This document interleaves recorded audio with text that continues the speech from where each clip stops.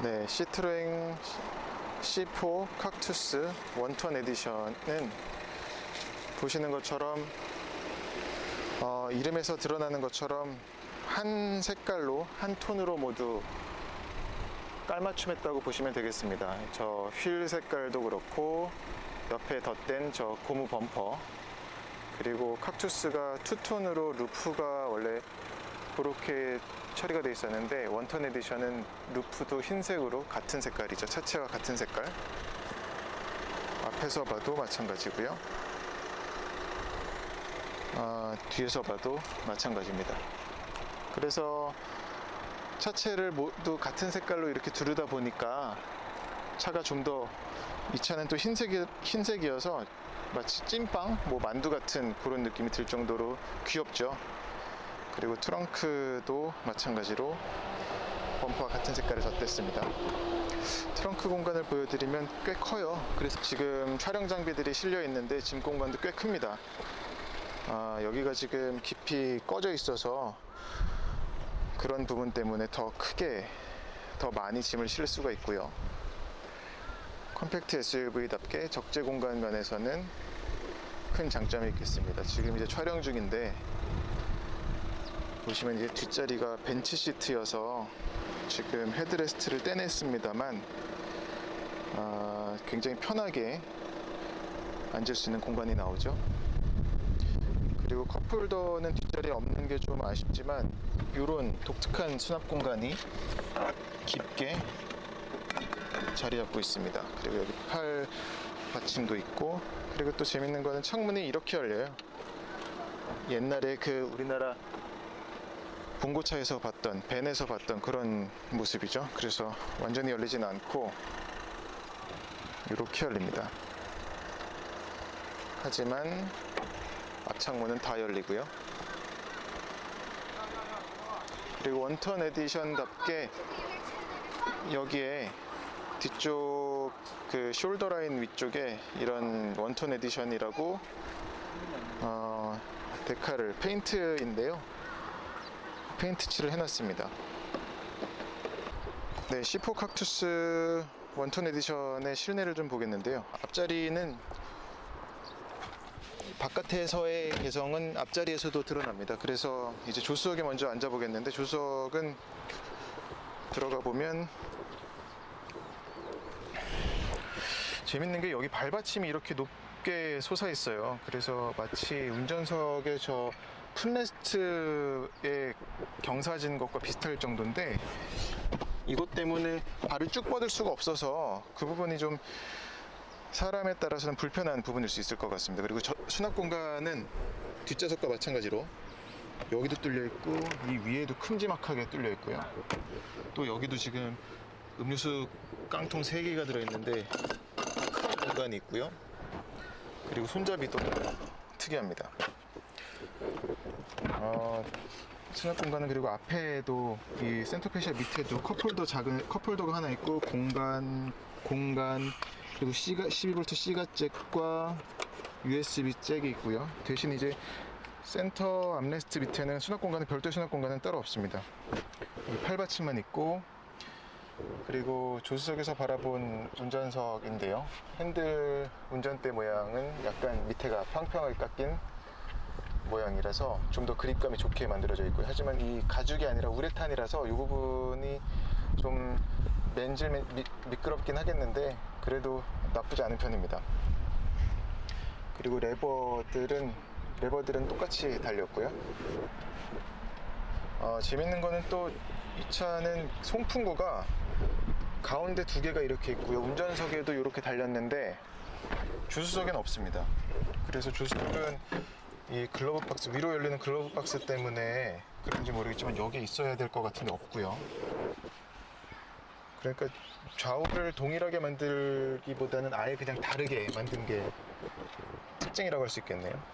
재밌는 것은 이제 계기판인데요, 전자식 계기판인데 요 스티어링 휠의 그 뻥 뚫린 공간 사이로 계기판이 보이는데, 자 보시면 이렇게 세레모니가 뭐 검소하게 이루어진 다음에 시동을 걸어 볼게요. 보시면은 이제 속도계가 가운데 디지털 방식으로 크게 속도가 뜨고요. 그리고 밑에는 이제 연료 게이지가 있고, 왼쪽에는 이제 총 주행거리, 그리고 크루즈 컨트롤이 있는데 이거는 이제 비활성화 하면은 사라집니다. 하면은 나타나고요. 오른쪽에 기어 단수가 있고, 재밌는 게 이제 RPM 게이지가 없습니다. 그래서 이 차는 이 말인즉슨 RPM 신경 쓰지 말고 그냥 어떤 엔진 소리에 맞춰서 변속을 하거나, 그러니까 엔진 소리가 커지면서 이제 변속해야 될 거를 우리가 느낄 수가 있는데, 그렇게 변속을 하거나 아니면 그냥 내버려두고 MCP 변속기가 변속할 때 변속하도록 내버려두고 운전하라는 의도가 아닌가 싶어요. 이쪽은 그리고 센터페시아에 있는 스크린 디스플레이인데요. 요즘 차들이 이제 이렇게 돌출형 디스플레이를 많이 쓰는데, 처음으로 이런 디스플레이, 돌출형 디스플레이를 쓴 모델이 아닌가 싶습니다. 표시되는 메뉴는 여기는 이제 온도, 그 공조장치 조절하는 버튼이 있고요. 오토 에어컨 나가는 게 있고, 여기는 그리고 오토에서도 소프트와 노멀 패스트가 있어서 말 그대로 뭐 부드럽게 실내 공기를 냉각시킬 거냐, 아니면 뭐 따뜻하게 하는 것도 마찬가지고, 아니면 뭐 일반적으로, 아니면 이건 급속이 되겠죠. 그리고 여기서는 이제 차량 관련해서, 차 관련해서 이제 지금 이제 총 주행 가는 거리라든지, 아니면은 뭐 에코 운전이라든지, 그리고 주행 연비가 표시가 되고요. 트립 컴퓨터 1, 2가 있습니다. 그리고 파킹 센서를 끌 수가 있고, 이거는 그 아이들링 스톱 스타트를 켜거나 끄거나 하는 기능이고요. 그리고 엔터테인먼트에 가게 되면 라디오가 있고, 나가면 역시나 라디오, 그리고 사진도 볼 수가 있는데, 사진은 이 부분은 아마 메모리 카드를 통해서 넣는 게 아닌가 싶은데, 메모리 카드를 이 USB에 있는 사진들을 보는 기능인 것 같습니다. 근데 잘 쓰진 않겠죠. 좀 더 보시면 이제 세팅, 오디오 세팅이 있고, 세팅이 있어서 이거는 이제 디스플레이를 보여주는 기능이 아닌가 싶네요. RDS가 뭔지 모르겠네. 그리고 내비게이션이 있는데, 내비게이션은 지금 안 들어가 있어요. 그런 상황이고, 설정에서는 이제 오디오라든지 화면을 꺼버리거나, 아니면 뭐 도움말 받는 것, 그리고 이 즐겨찾기는 핫키 기능인 것 같은데, 여기서 이제 집어넣을 수가 있는 기능인 것 같습니다. 전화번호부가 있고, 이건 이제 그 블루투스 연결했을 경우에 전화번호부를 본다거나, 이런 기능들이 간단히 표시가 되어 있고요. 그 외에 이제 급히 써야 될 버튼들 있잖아요. 그러니까 뭐 갑자기 김서렸을 적에 꺼야 된다거나, 아니면은 그 김서림을 사라지게 하거나, 아니면 열선 켜가지고 뒤에 서리 낀 거 역시 없어지게 하거나, 도어 잠금 해제, 그리고 ESP 해제 버튼, 그리고 파킹 어시스트, 이거는 이제 파킹 어시스트여가지고서는 평행 주차가 되는 거네요. 네. 지금 이제 후방 주차할 때 카메라는 요즘 차 치고는 약간 선명도가 떨어지긴 하죠. 하지만 그래도 꽤 도움을 받을 만큼 저 주차 라인 정렬이 잘 돼 있어서 이 부분은 도움을 많이 받을 것 같습니다. 네. 반대쪽으로 왔을 경우에는 지금 이 정도의 주먹 들어가는 공간이 나오고요. 머리 공간은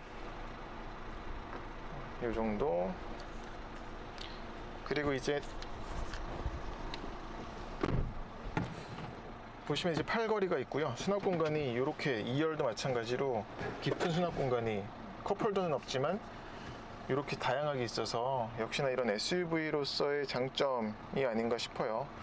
이런 작은 자잘한 공간들을 곳곳에 숨겨뒀습니다. 재밌는 게 이제 페달이 레이싱 페달 타입이에요. 그래서 이런 고무를 덧댄 부분이라는, 미끄러지지 않게 엑셀러레이터나 브레이크나 그리고 풋레스트까지 모두 이렇게 잘 마감해 놨습니다. 이런 부분은 어떤 시트로엔 푸조의 어떤 레이싱 감성을 좀 보여주는 부분이라고 할 수 있지 않을까 싶네요. 네, 그리고 C4 kaktus는 이제 천장이 이렇게 통유리로 뻥 뚫려 있습니다. 선쉐이드는 없지만, 그래서 콤팩트 SUV지만 실내 공간이 훨씬 더 넓게 느껴지는 구석이 있어요. 이게 그 통창으로 된 루프의 역할이 굉장히 큰 것 같습니다.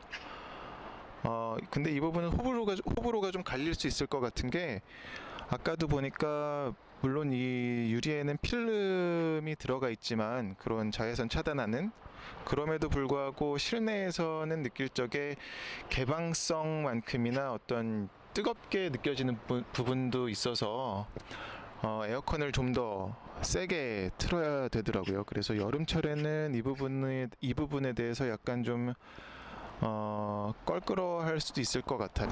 이 차의 핵심은 한마디로 효율성과 개성인데요.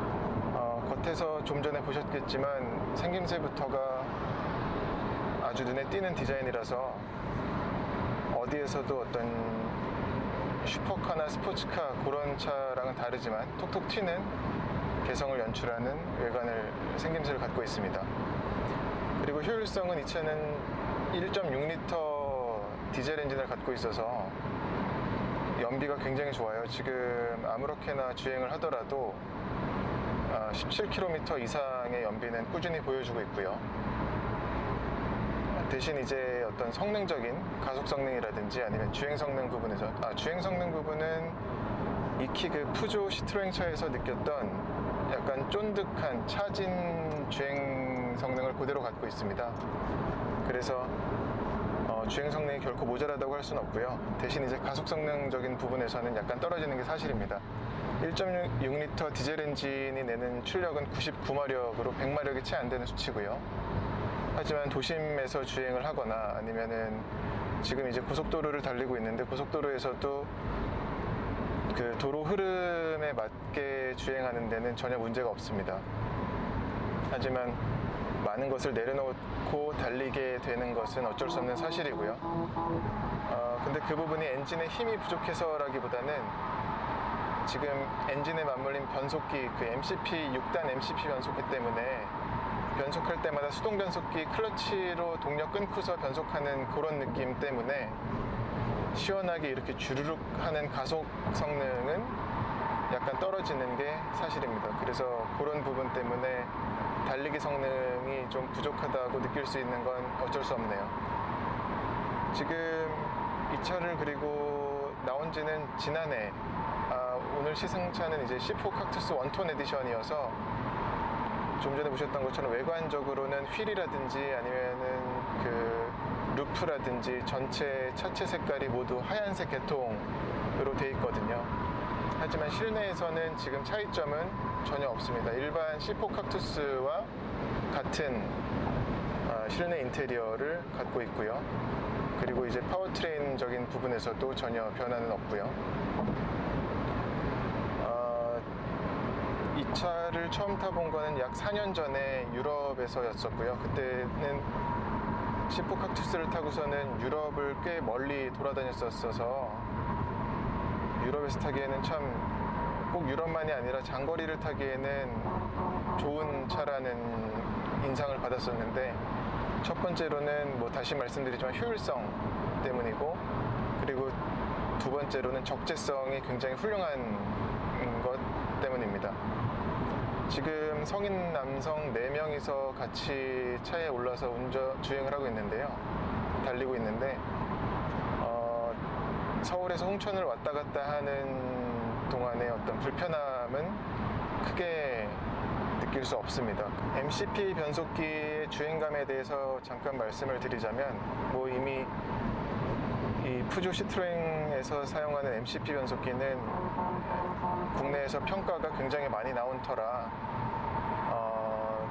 많이 덧붙일 말은 없습니다만, 지금 이제 푸조 시트로행 차들도 이 6단 MCP를 6단 자동 변속기로 바꿔가는 추세거든요.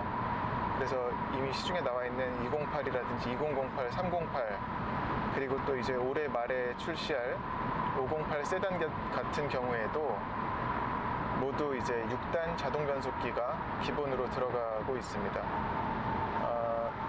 하지만 C4 칵투스가 그렇게 연비가 좋을 수 있는 이유는 이 변속기의 역할이 굉장히 크거든요. 그래서 이 변속할 적에 차가 보여주는 움직임을 느낌을 거기에 익숙해지기만 하면 이 차는 참 재미라든지 아니면 효율성적인 부분도 제대로 뽑아낼 수 있는 차인 것 같습니다.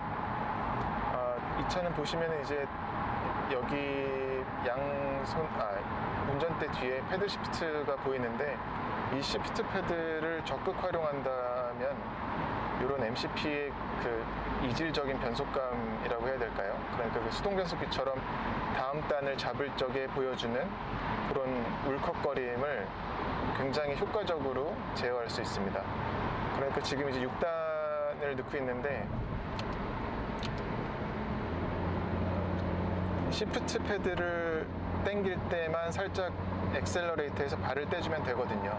그러니까 지금 당기면 이제 변속되고 다시 이제 재가속을 하게 되면 차가 가다가 멈췄다가 가는 그런 느낌을 상당 부분 잡을 수가 있습니다.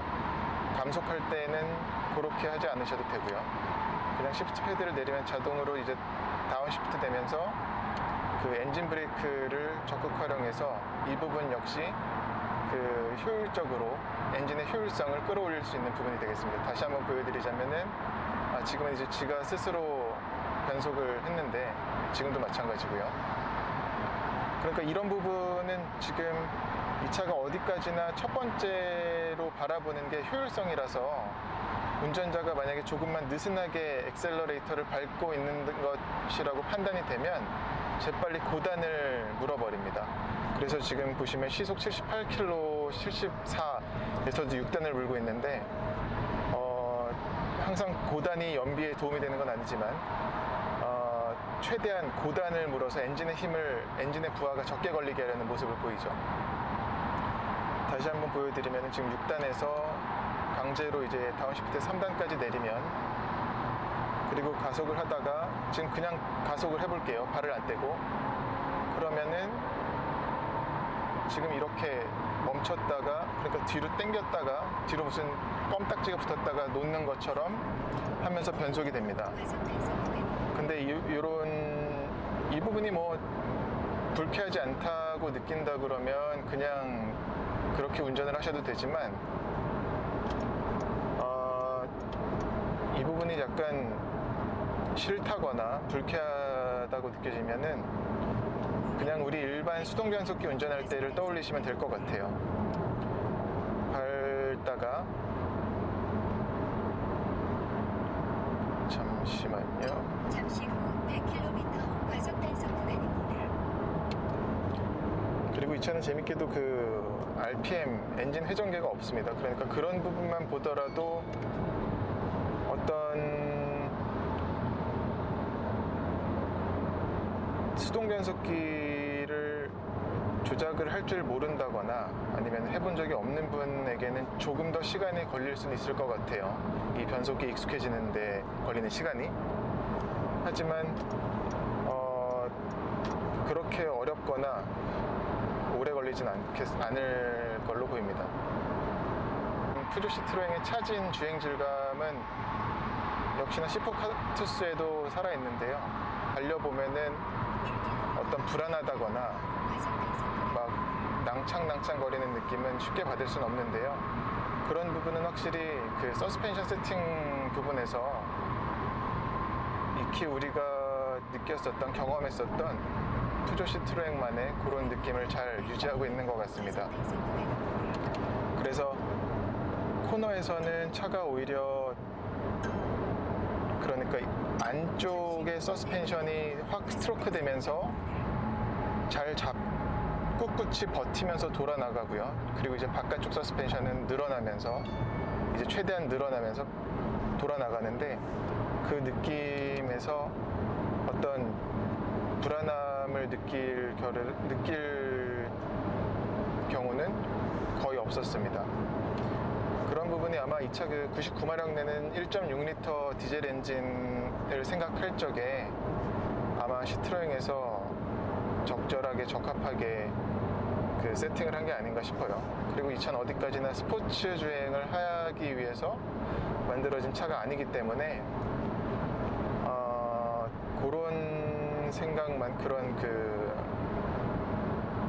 이 차의 영역을 넘어가려는 생각만 하지 않는다면 충분히 예측 가능한 수준의 움직임을 보여줍니다. 소음적인 부분에서는 좀 말씀드릴 게 있는데, 이 차는 조용한 차는 아니에요. 기본적으로는 디젤 차에서 들을 수 있는 엔진의 갈갈거림이라든지, 아니면은 기본적으로는 디젤 차에서 들을 수 있는 디젤 특유의 갈갈거림이 잘 들어오고요, 엔진룸에서. 그리고 또 주행간에는 노면에서 올라오는 소리와 또 정면에서 이제 바람이 부딪히면서, 윈드실드에 부딪히면서 들어오는 그 풍절음이 다소 거칠게 들어오는 구석이 있습니다. 그래서 오늘 이제 새벽에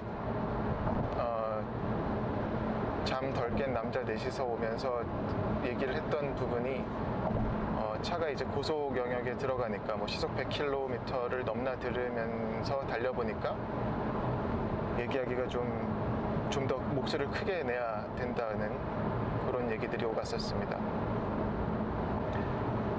그리고 지금은 일반 주행 중이라서 잘 안 보이실 텐데, 이 차가 전조등의 높이가 이상하리 많지 아래 하향돼 있습니다.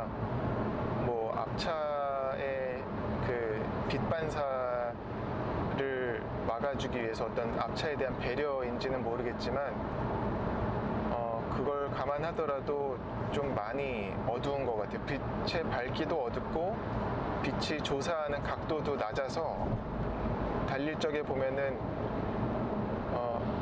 나도 모르게 하이빔을 켜게 되는 경우가 꽤 있었습니다.